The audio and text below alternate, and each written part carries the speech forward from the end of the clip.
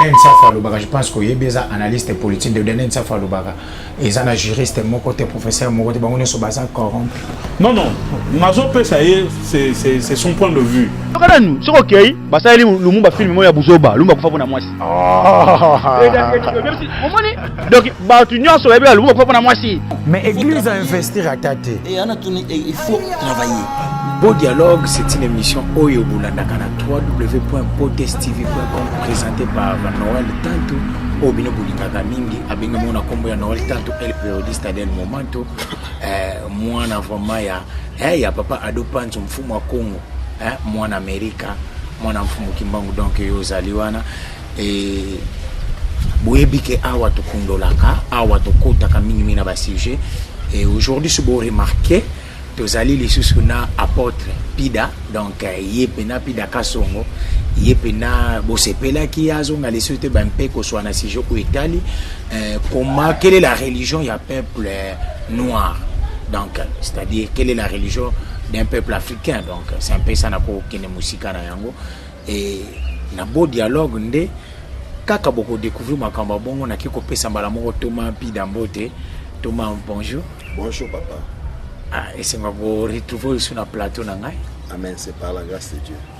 C'est par la grâce de Dieu. Thomas Pidabi, c'est par la grâce de Dieu. Et maintenant, c'est par la grâce il y a Fumokimban.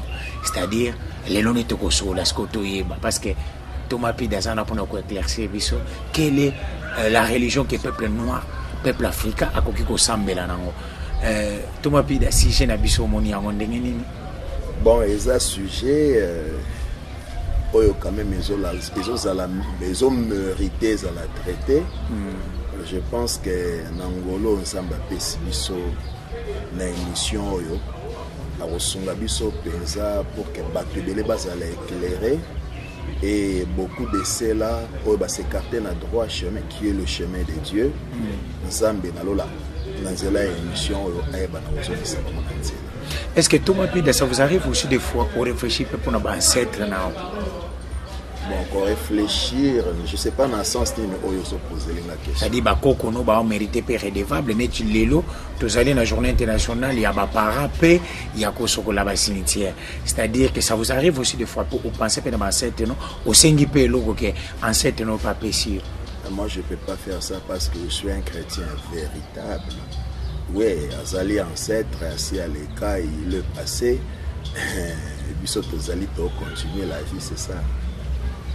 Je suis dans ma caméra, à ce qui n'a bien à continuer donc ici à l'équipe déjà. Mais est-ce que pourquoi Abraham, Moïse et les autres, Salomon, mais jusqu'aujourd'hui les chrétiens se réfèrent à eux? Ce sont des personnes bibliques que Dieu lui-même a utilisées. Et la Bible dit tout ce qui est arrivé à ces gens-là, c'était pour notre instruction.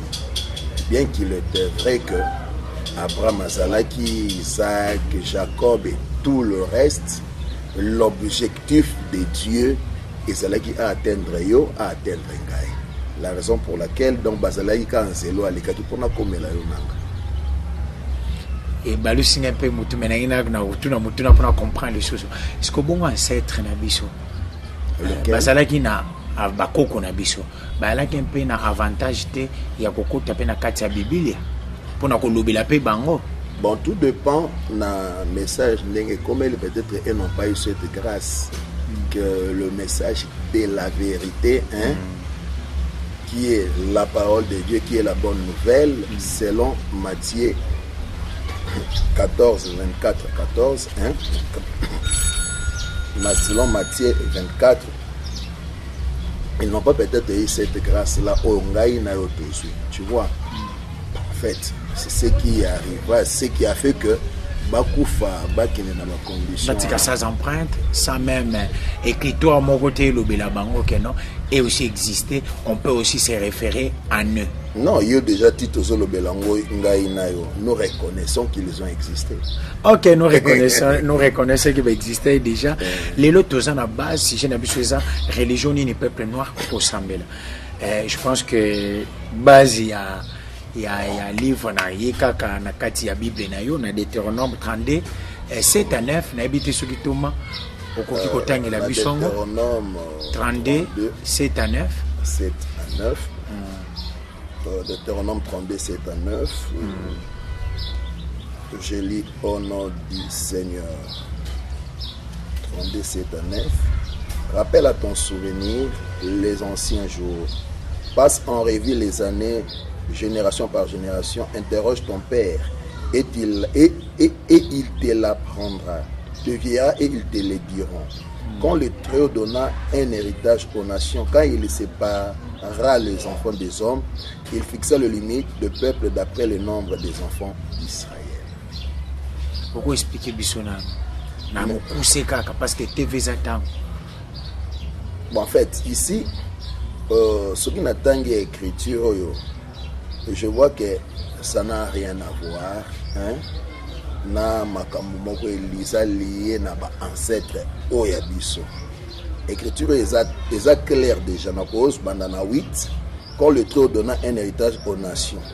Ndinga pesa na ba bikolo nyonso, tu vois. Quand il sépara les enfants des hommes, banana ba il fixa les limites de peuple. Yende mutasala, tu vois. Ba Congolais bazala, ba Camerounais, je sais pas, ba Français et tous les autres là. Et la même Bible, il fixa les limites du peuple d'après le nombre des enfants d'Israël. Kolandi Sama, un nombre de lingala, je ne sais pas. Donc, ici, ça juste par rapport, il y a des limites de la manière où Dieu a tracé les choses, par rapport il y a des nations, par rapport il y a des peuples. Donc, c'est un peu ça. Et si je comprends bien, nous avons. Est-ce qu'on vous a déjà parlé des 4 coins cardinaux? Là, on a appris ça à l'école. À l'école. Et naébité, tu connais moi mathématiques parce que quand je vois 4 continents, non? C'est ça. C'est 5 continents. Nous avons 5 continents. Ouais. Et nous avons 4 races. Il y a les noirs, jaunes, blancs. Donc 4 cardinaux. Ouais, spirituellement aussi par là ça peut aussi exister. Parce que tu se réfères à Gagnon, ce n'est pas tout se référer, se référer à Abraham, à Moïse, à Thomas Pidabi, qui est ancêtre, et à Bisso, comment on fallait renaître Yako. Elles n'ont pas eu la grâce. La valeur. La problème, nos ancêtres ont existé, sauf que peut-être, la grâce, où est comme Elio Nanga, Bango et comme la Kiba. Parce que Elio n'est pas là qui est.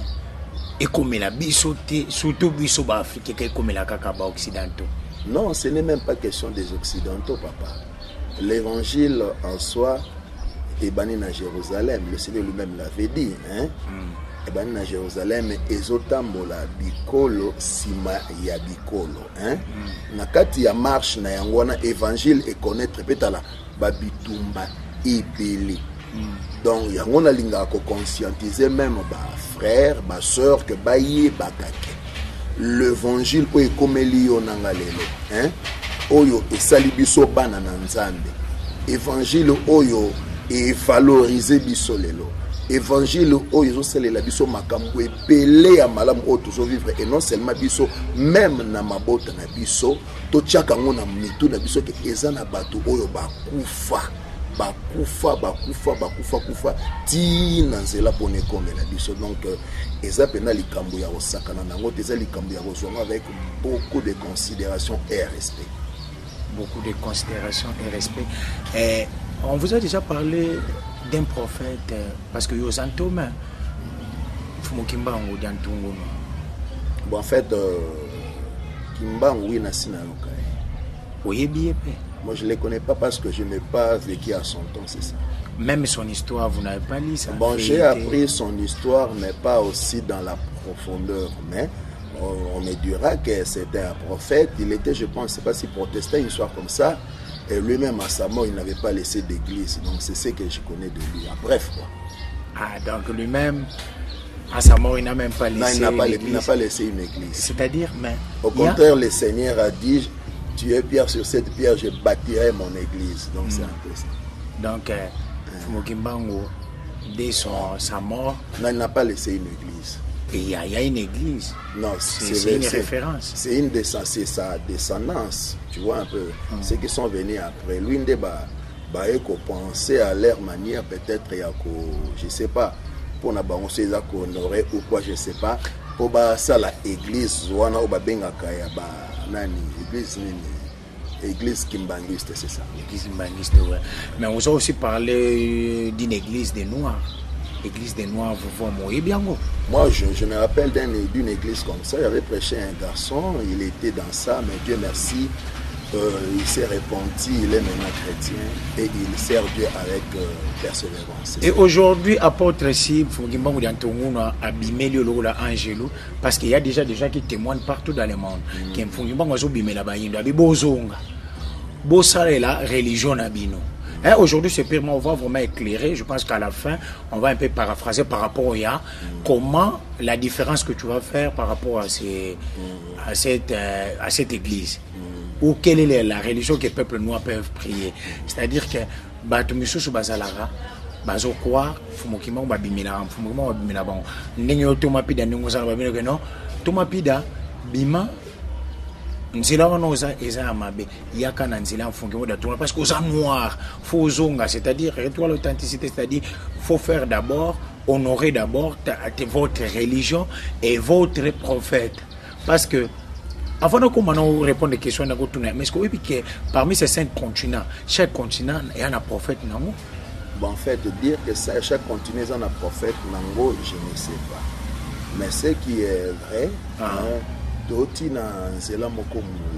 par rapport même à l'évangile, tu vois.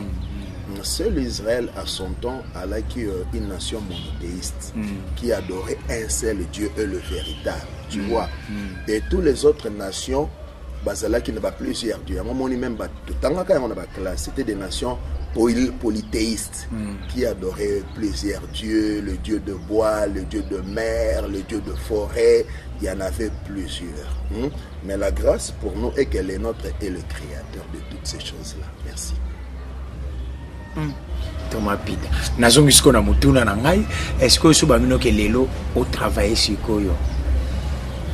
Nakati ya plateforme to na kati ya religion ya bayendo, c'est-à-dire moi na mfumo kimbango ke otiki pena biblia, est-ce que pour travailler na est-ce que rolinga non kimbango d'abord nazamo ane parce que lui il était Mukongo, moi je suis du Kasaï, tu vois.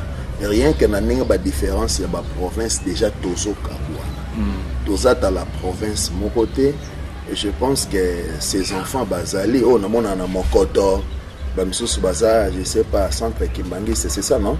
Ils sont là-bas, on est bazar bananae, tu vois. Donc, je pense que place on a trouvé quand même pour clôturer le débat, non? Je ne suis pas son enfant. Même dans la chair, je ne suis pas lié à Kimbangu, mais je le reconnais tant qu'homme de Dieu, il a existé, il a bien fait son travail, il est mort sans laisser une église. Donc c'est un peu ça. Donc en d'autres termes, c'est votre collègue aussi, pasteur? Bon, en fait, lui c'est un aîné. Il m'a précédé dans ses travaux. Il a bien fait son travail selon le témoignage. Il a bien fait son travail selon le témoignage. Tu vois, que j'ai eu par rapport à ces journées dans mon donc, si je comprends donc bien, je me limite là. Donc si je comprends bien, pardon Thomas Pida, si je comprends bien, donc vous soit prêché aussi Jésus-Christ comme Seigneur et Sauveur. Mais c'est ce qu'il a fait dans sa vie. C'est ce qu'il a fait dans sa vie. Il a été accepté à cause de ça.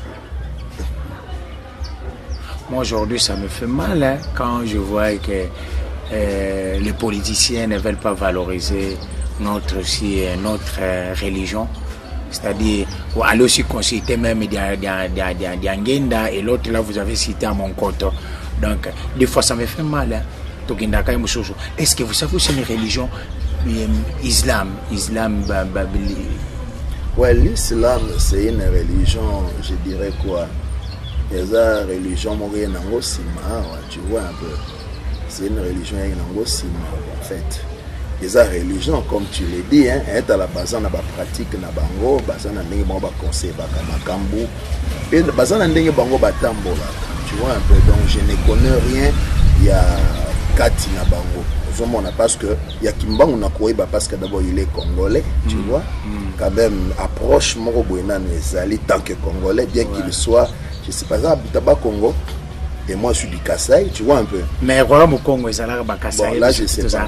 Je sais pas. À mon époque, Congo avec Kimbango, c'est quand même proche. Hein? Il y a aussi la Likambouna, parce que c'est d'une fils de ce pays qui a servi Dieu à son temps. Et surtout qu'on me dit qu'il avait aussi milité pour l'indépendance de ces pays. Hein? Et vraiment, Wananzambe. Mais pour vraiment dire la vérité, je ne connais rien de lui, mais j'apprends aussi. Il y a des gens qui ont embrassé cette religion et même ils savent pourquoi ils l'ont fait et ils sont libres aussi de le faire, c'est ça.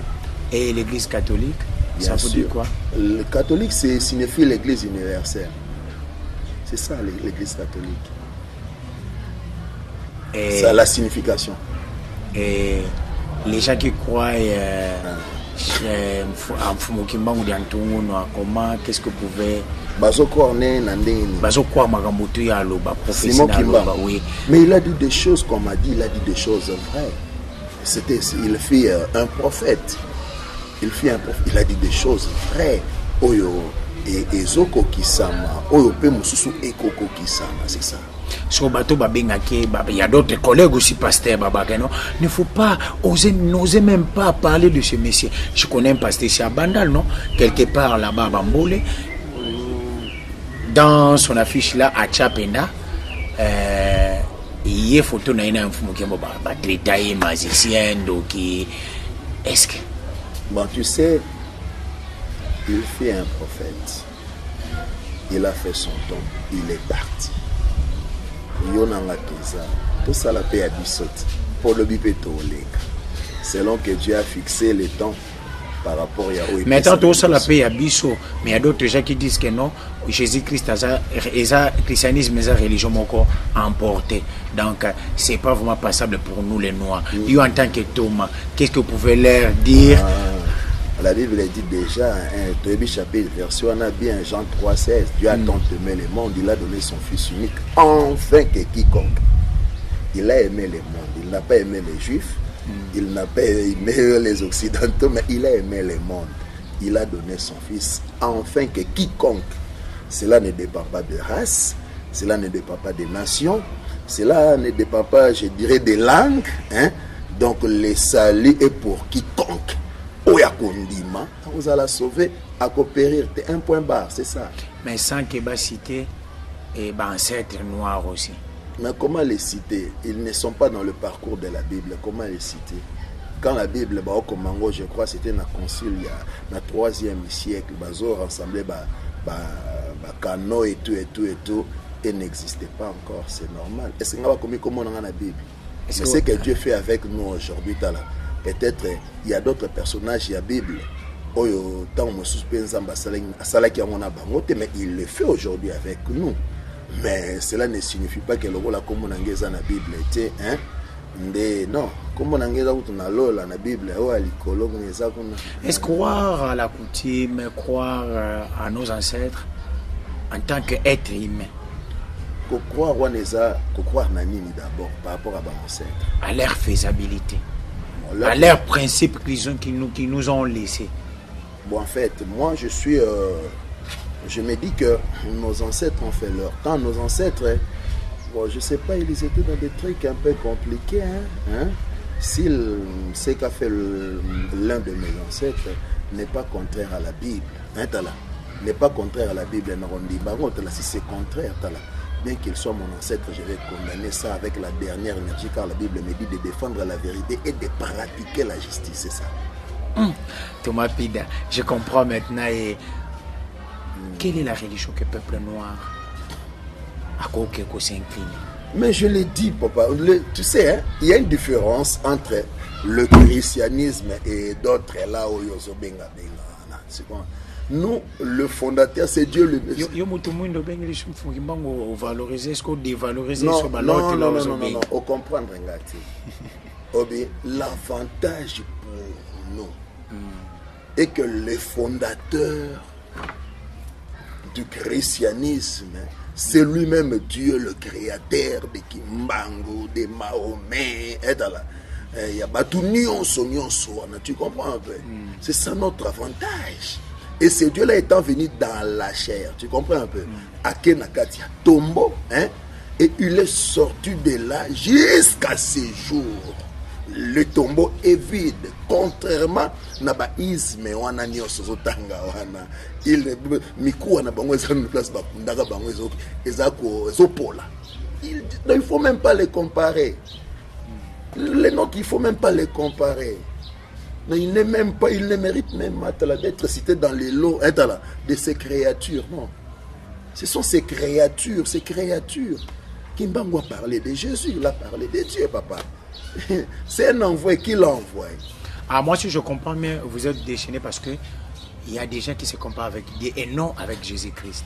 C'est-à-dire Jésus-Christ peut aussi mériter ce que Kimbangu a mérité. Non, Jésus-Christ, c'est Dieu dans la chair.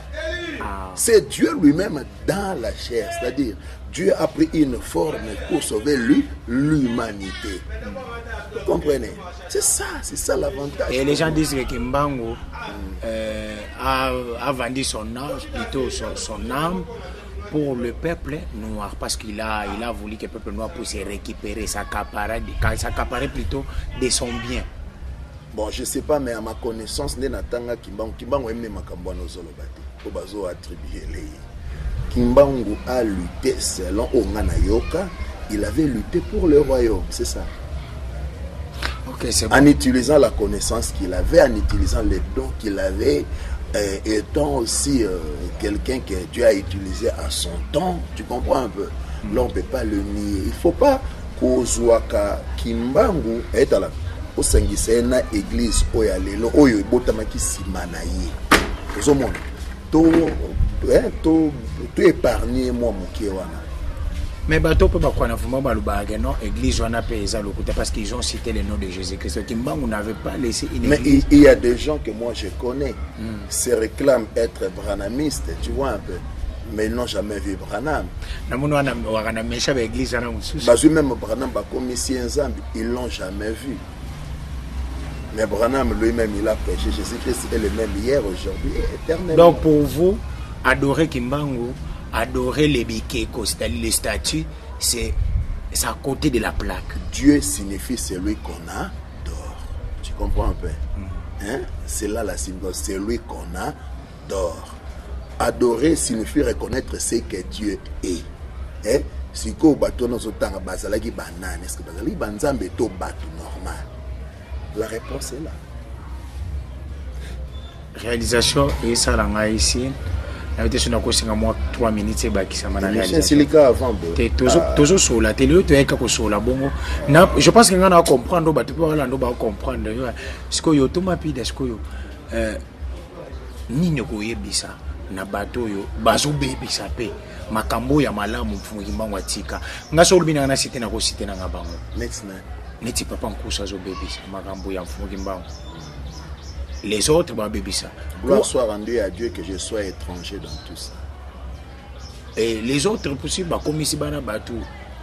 Hein bah comme mabango nanzela ya politique pour nakaka ko lobela ka komba kimbango. Ba envoie makaka kuna. Je vais te dire une chose hein.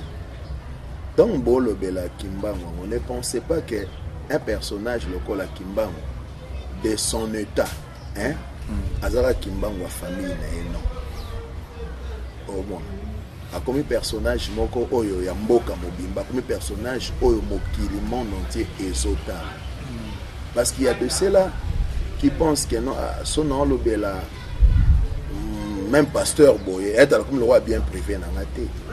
A bien privé na maté. Lui c'est un don venu de Dieu pour amener les gens au salut. Tu comprends un peu?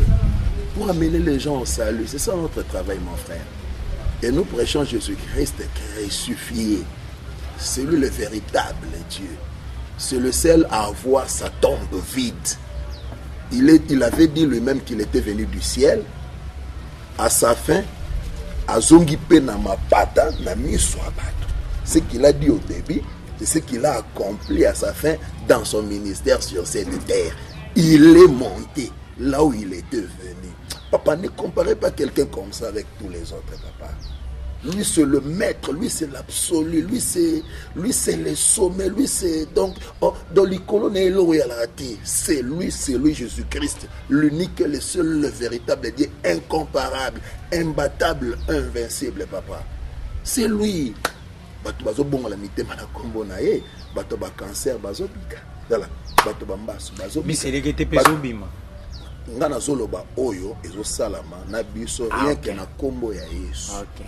Donc c'est que vous condamnez aussi bato na ba obimisa na kombo na Yesu Masia, nazomona cancer abimi na ndenga mpuku te. Nazomona ke na sambeleli moto kaka na kombo na Yesu. Na pesi soki nini te, mais na moni moto yo témoigner cancer na ngai. Moko pa na selemba na kombo ya kimbangu. Moto ayeko témoigner, écoute, comment na ngoni mbasu soki biloko ebele moto ba rejeter na bopito ya Kinshasa Yesu abikisi. C'est Jésus là n'est pas à comparer avec tous ces gens là. Et Zalamo, tu peux pas les comparer avec Jésus lui-même étant sur cette terre dit ici il y a plus que Salomon, plus que David, plus que Moïse, plus que même Abraham. Donc Jésus, c'est le Créateur lui-même. C'est Jésus qui envoie tous ces messagers-là et nous autres ici. Mais il n'est pas à comparer. Il reste et demeure de manière définitive incomparable. Donc si je comprends bien, Jésus qui c'est l'incomparable. N'osez même pas citer même imbattable Abraham, même Moïse. J'ajoute encore invincible, mais redoutable. Mais à travers aussi, il y a un pasteur dans la commune de Selemba. Là, c'est ce qu'il est en train de faire. Mais moi, je dis, je dis par rapport à la Bible, qui est le vrai livre que Dieu nous a envoyé pour le connaître dans la profondeur. C'est que j'ai aimé. Au nom de Jésus, c'est le seul nom l'unique, selon Acte. C'est que j'ai aimé, je suis devant un Thomas penda, au Moussala Nzambe penda, et à Yangui. Mais c'est que j'ai aimé, Bamisou Bazalaka, Baingra. Mais yo quand même on reconnaît que Mfungama was un prophète, à Salipé Makambona époque. Oui. Pourquoi le régner Branham, William Marion Branham. Oh là là là là là là là. Grand message. Mais bah noir monsieur Subaru Baka wana nyos to ba religion importée. Papa. J'ai dit Branham William, un grand serviteur de Dieu. Il a servi Dieu à son temps. La Bible dit une génération passe et une autre la remplace. Ils sont déjà passés. Hein? Aujourd'hui, vous pouvez aussi inviter quelqu'un qui prêche au nom de Kimbangu dans votre église. Mais je ne peux pas l'inviter parce que nous, c'est au nom de Jésus. Là, je suis clair, catégorique même. Là, je risque d'utiliser toute l'énergie que j'ai pour refuser ça. Donc, je suis radical sur ce point-là. Et pourquoi? Chez nous, les choses passent au nom de Jésus. Ok, merci beaucoup Thomas Pida. Vous avez quelque chose à dire? La chose à dire est que... Moi, j'ai aimé votre générosité, gentillesse, de parler, de donner la différence ou de donner l'importance de la religion. Si vous avez... Mais retenez que c'est le seul isme, alléluia, où son fondateur, ça tombe vide. Tous les ismes là, ils sont là. Les ismes, ils sont là, ils pourrissent dans des tombeaux. Mais le nôtre est monté aussi. Il avait dit que je suis venu de là.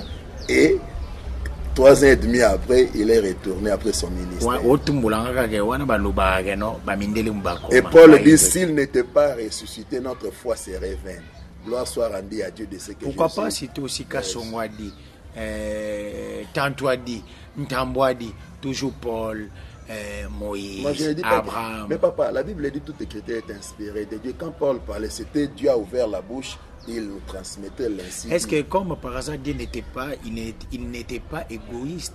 Pourquoi pas aussi Pida Kassongo puisse écrire, mettre une écritoire dans la Bible? Mais toi, tu as vu de batoba cancer, bazobika, bazobongola mitema. T'es comme la Bible, merci beaucoup. Maladie tala, écoute, bazobika tala. Les gens appellent de partout, bazoswa makambo na kombo na Yesu Masia. Papa, mais pour Nanga, un livre est en train de s'écrire là au ciel. Gloire à Dieu. Okay, et c'est là, mais c'est récompensé sous forme et à couronne. À Dieu soit la gloire. Le dernier mot est qu'aujourd'hui, à partir de 17h30, Tozan avenue Chabani numéro 11, dans le quartier GB, référence Nabiso Ezali, comment on appelle ça, Mino Congo. Mon numéro c'est 00 243 3 81 69 71 072. C'est mon numéro d'appel, c'est aussi mon numéro WhatsApp. Donc on est là. Je salue toute l'église, je salue ma femme Sonia Matondo et mes enfants, et je salue aussi mes parents, Papa Kassongo Liévin, Maman Mamboulé, Mathilde, ainsi que tous mes frères. Je salue mon vieux propre, Bouki, le suprême, que Dieu te bénisse mon vieux, et qu'il bénisse aussi de même père, de même mère, mon frère vraiment Richard, Ricardo Matassi, et sans oublier Ludovic, David Kitambala et tous les autres. À Dieu soit la gloire. Merci. Merci beaucoup Thomas Pida, je pense qu'il a donné son numéro et c'est dans Potest TV que vous allez toujours continuer à découvrir ce genre d'émission parce que c'est nulle part ailleurs. Basi Tezanango, Thomas Pida pas côté témoigner, Basi Tezanango, ba journaliste et peu baza, mais ba o ba kota na profondeur la Potest TV bazate.